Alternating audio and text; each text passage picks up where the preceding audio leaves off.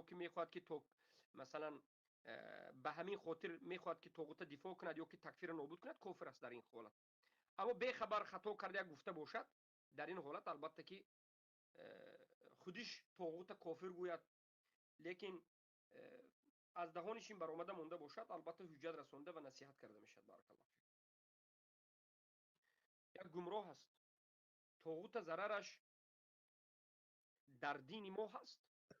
طاغوت ضررش همین است که شرک اکبر و کفر اکبر را انجام میده. طاغوت ضررش همین است که به دین الله می جنگد یا به حکم غیر الله حکم میکند یا که دعوای الهی میکند، خودش رب میگد. همین ضرر دینی دارد.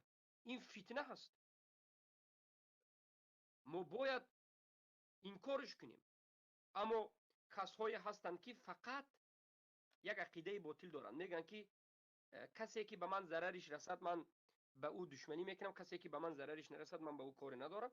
از همین جهت مشرکا را نقض میگه، طاغوتایی که به او ضرر ندارد نقض میگه. اعوذ بالله. مثلا طاغوت منطقه های دیگر به تو چی ضرر دارد؟ هیچ ضرر ندارد. از این عبارت که این به طاغوتان کار ندارد، کار به طاغوت ندارد. این گمراه میشد. این ربش نفسش هست. ربش نفسش هست. نفسش به امکان ضرر رساند تکفیر میکند، ضرر نرساند تکفیر نمیکند. اعوذ بالله. این عقیده باطل است. عقیده باطل است. خیلی احتیاط باشین. نفس پرستی است.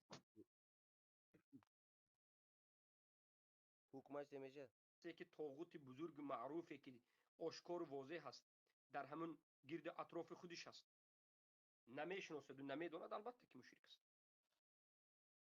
شیطان است یکی از طاغوت ها. دیگر طاغوت حاکمی که به حکم غیر الله حکم میکند، طاغوت بدن هم نداند، پس اطاعت به همون میکند، مشرک میشه.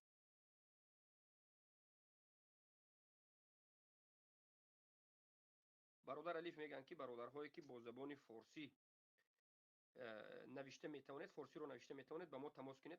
بله، به برادر تماس شین، هم تماس شین. یعنی همکاری در مسئله دعوت، در مسئله نوشتن به زبان فارسی خیلی ضرور است. برادرها و خواهرهایی که، خواهر یا برادر فرق ندارد، هر کسی از شما تاجیکی را دونین، مقصد کریلی و هم فارسی را نوشته توانین، با برادر الیف در تماس شوین، کمک کنین در دعوت. برادر عزیزم، بارک الله فیک. السلام علیکم و رحمت